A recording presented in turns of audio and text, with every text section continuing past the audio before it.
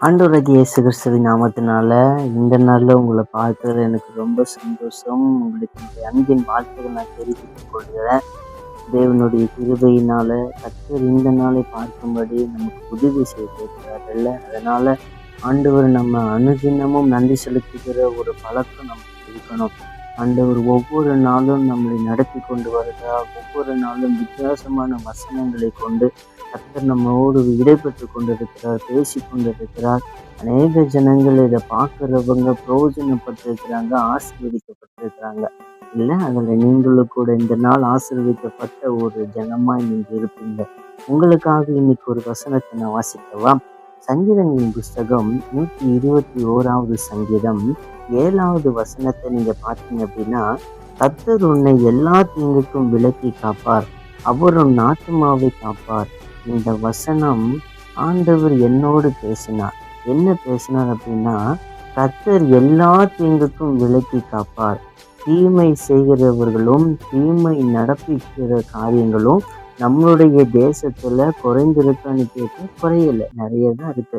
நம்ம கூட உள்ளவங்க, நம்ம கூட பிறந்தவங்க, இல்லை நம்மளை பார்க்குறவங்க, நம்ம வேலை பார்க்குற இடங்கள்ல நமக்கு தீங்கான காரியங்களை கொண்டு வருவதற்கு அநேக மனிதர்கள் போராடி கொண்டு இருக்கலாம். நம்முடைய பேரை அவமானப்படுத்த, நம்ம மற்றவர்களுக்கு முன்னாடி தலை நிமிர்ந்து நிற்கக்கூடாதபடி நிறைய காரியங்களை செய்கிறதற்கு மனிதர்கள் தீவிரித்து போராடுவாங்க.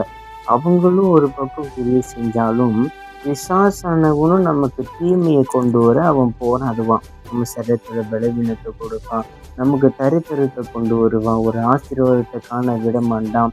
இப்படிப்பட்ட அநேக தீங்குல இருந்து நம்மளை மீட்டு எடுக்க வேண்டும் அப்படி என்பதற்காக சங்கீதக்காரர் தாவீது ஆண்டுடைய வழிநடத்தின்படி எழுதி வைத்த வசனம் தான் இது. கர்த்தர் உன்னை எல்லா தீங்குக்கும் விலக்கி காப்பார், அவர் உன் ஆத்துமாவை காப்பார்.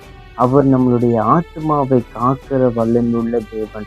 மற்றவர்கள் செய்கிற காரியங்கள், மற்றவங்க நமக்கு தீமையான காரியங்கள் செய்யும் பொழுது நம்முடைய சரீரத்துல ஒரு சோர்வு முதலாவது வராது, நம்ம ஆத்மால ஒரு சோர்வு வரும். ஆத்மால வந்த சோர்வு ஆவியில ஒரு கலக்கம் வரும். ஆவியில கலக்கம் வந்துடுச்சுன்னா நம்மளால ஜெபிக்க முடியாது. ஜெபம் பண்ண முடியாதனால நம்முடைய சரீரத்துல ஒரு பலவீனம் வரும். ஆண்டவரை விட்டு பின்வாங்கக்கூடிய காரியங்கள் கூட நடக்கலாம். அதனாலதான் ஆண்டவர் சொல்லுகிறார், நான் உன் ஆத்மாவை காக்க வல்லமை உள்ள தேவன், நான் உன்னை காப்பாற்ற வல்லமை உள்ள தேவன், அவர்கள் செய்கிற தீங்கிலிருந்து உன்னை நான் காப்பாத்துறேன் அப்படின்னு ஆண்டவர் சொல்றார். இந்த வசனத்துக்கு நம்மளை அர்ப்பணித்து ஜெபம் பண்ணுவோமா?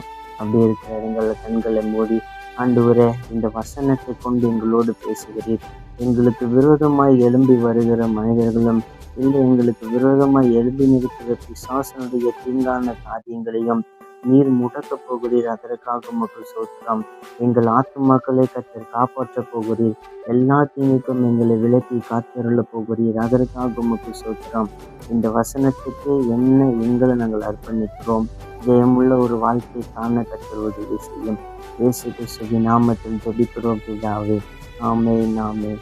God bless you.